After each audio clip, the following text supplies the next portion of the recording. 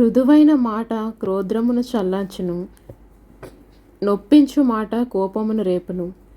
జ్ఞానుల నాలుక మనోహరమైన జ్ఞానాంశములు పలుకును, బుద్ధిహీనుల నోరు మూఢవాక్యములు కుమ్మరించును. యెహోవా కనులు ప్రతి స్థలము మీద నుండును, చెడ్డవారిని మంచివారిని అవి చూచుచుండును. స్వాతికమైన నాలుక జీవవృక్షము, దానిలో కుటిలత ఉండిన ఎడల ఆత్మకు భంగము కలుగును. మూఢుకుడు తన తండ్రియు శిక్షను తిరస్కరించును, గద్దింపునకు లోబడినవాడు బుద్ధివంతుడగును. నీతిమంతుని ఈడ్లు గొప్ప ధననిధి, భక్తిహీనునికి కలుగు వచ్చుబడి శ్రమకు కారణము. జ్ఞానుల పెదవులు తెలివిని వెదజలను, బుద్ధిహీనుల మనసు స్థిరమైనది కాదు.